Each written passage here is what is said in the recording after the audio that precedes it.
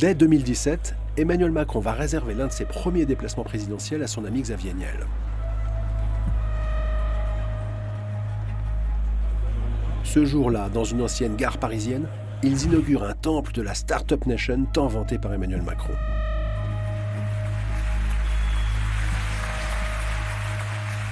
Entrepreneur is the new France. Et ça commence ici, avec vous.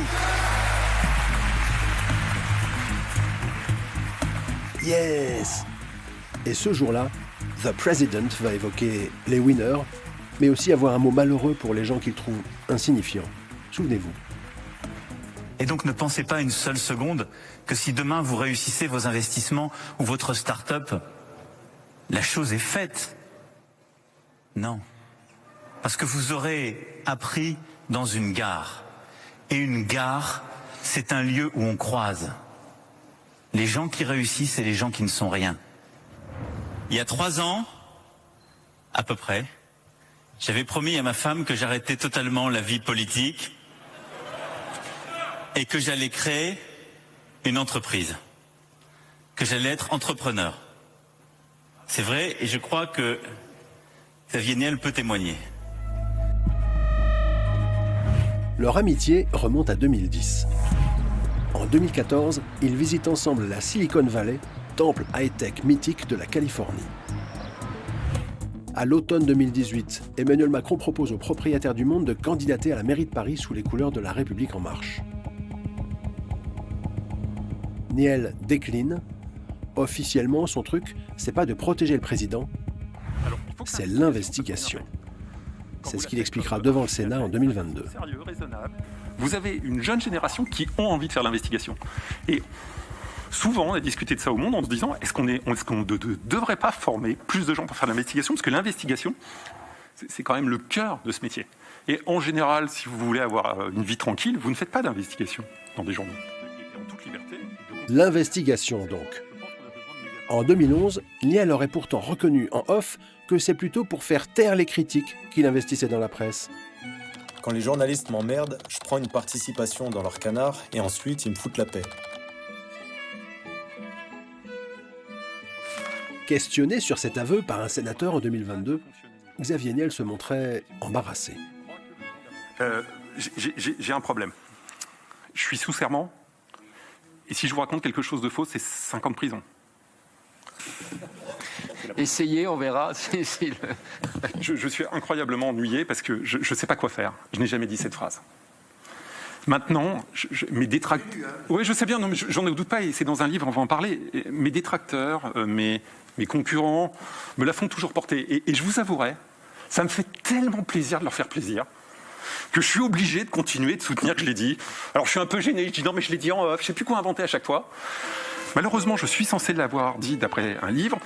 Ces dénégations embarrassées de Niel ne convainquent pas la journaliste Aude Lancelin.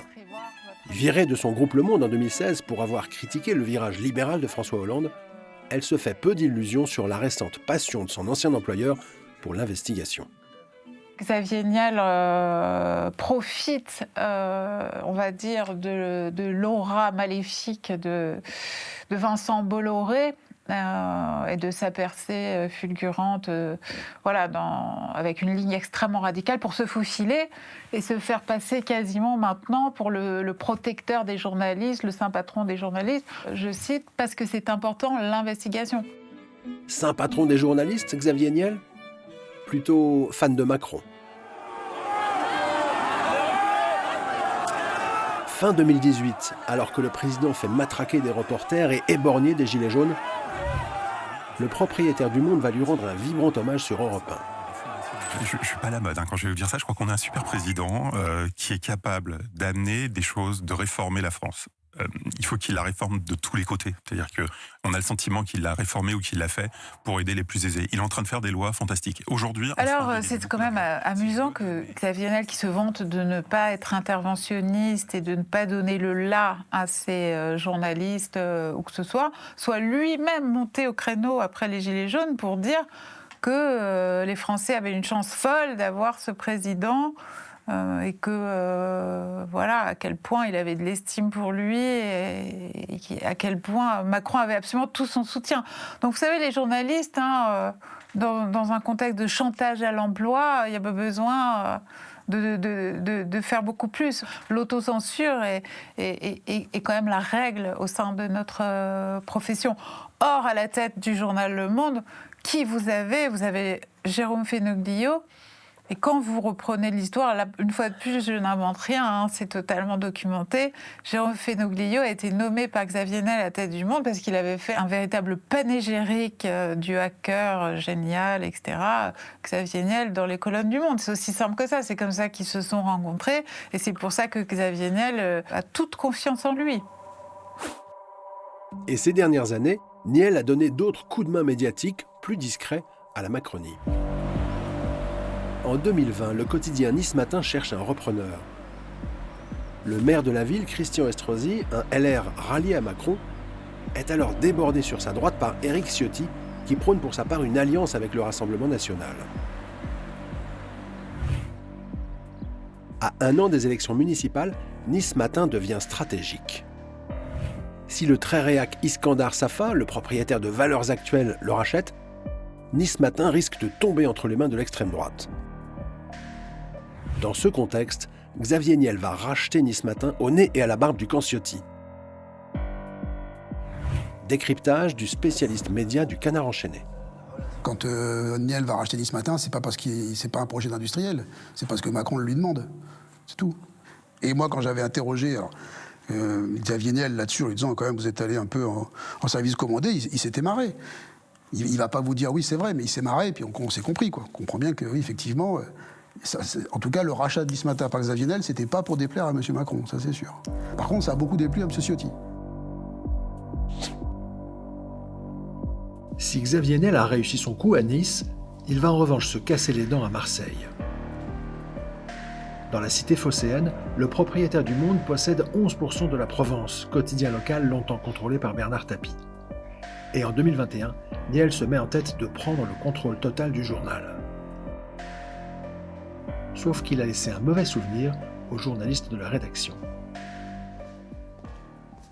Bon, il faut savoir que Xavier Niel, du temps où il était actionnaire minoritaire avec Bernard Tapie, on ne l'a pas vu une seule fois au journal. C'est-à-dire qu'il a laissé, sans mot dire, s'inscrire des dérives dans ce journal, mais des choses qui feraient hurler tout journaliste. Une confusion entre la pub et l'info, une absence totale d'investissement, une collusion avec les pouvoirs politiques, des directeurs de la rédaction qui ont été nommés, des Franz-Olivier Gisbert par exemple, pour ne pas le citer, qui a été une véritable catastrophe pour ce journal, qui a pris parti pour la droite locale au moment des élections municipales. Enfin, bon, j'en passe et des pires.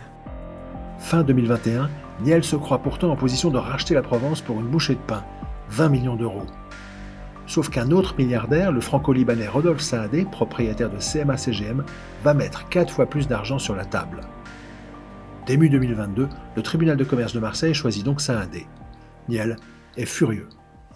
Donc Rodolphe Saadé avait fait une offre à 80 millions d'euros et Xavier Niel voulait la bloquer en vertu de son pacte d'actionnaires qu'il avait passé avec Tapie, qui lui permettait de refuser un nouvel actionnaire.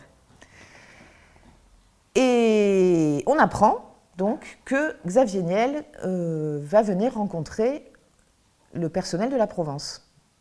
Officiellement. Alors qu'il vient d'être débouté par le tribunal. Le 2 mars 2022, contre l'avis de nombreux salariés, Xavier Niel débarque à la Provence.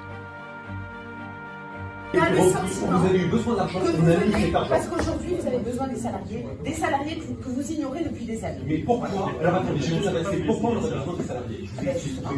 C'est notre question. Donc il n'y a pas de problème. Est-ce que je sois là? Parce que j'ai pas besoin de vous dans vos propos. Le problème, ce n'est pas que vous soyez là, monsieur. Il n'y a pas. Parce qu'on m'a dit que j'étais interdit. J'ai cru comprendre que j'étais interdit de séjour ici. On nous file une petite salle cachée. Non mais là on n'est pas dans la procédure. À l'époque, on était vraiment exaspérés par cette situation. On était exaspérés. On avait notre outil de travail qui était en train de partir en lambeaux. Et on avait 2 actionnaires qui se battaient comme des chiffonniers, des millionnaires qui se battaient comme des chiffonniers. En plus, sur un journal qui était à l'agonie, quoi. Qui était à l'agonie. Est-ce que je suis un actionnaire minoritaire de cette entreprise? Vous n'êtes pas là au titre de mon actionnariat minoritaire. Pardon, monsieur, je vous en prie. Débarque alors Jean-Christophe Sarfati, le PDG de la Provence. Lui préférerait que son journal soit repris par la CMA-CGM de Rodolphe Saadé. Donc vous souhaitez que je parte? C'est la seule question, monsieur, vous êtes le directeur de l'établissement. Est-ce que vous souhaitez que je m'en aille? Est-ce que vous souhaitez que je m'en aille? C'est ma question, et répondez clair, oui ou non? Oui. Je m'en vais, monsieur. Excusez-moi. Vous l'avez souhaité, on est bien d'accord. Hein? Oui. Anthony? Oui, je vous empêche pas de faire la réunion. Non, si monsieur, vous m'avez demandé de quitter cet établissement. Oui ou non, vous m'avez demandé de quitter cet établissement. Mais la question, elle est simple, monsieur Sarfati.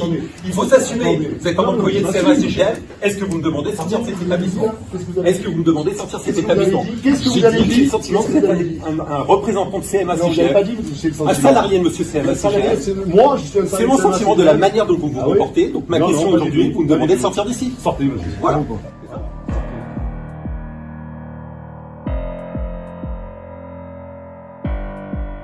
Six mois plus tard, les deux milliardaires trouveront un accord.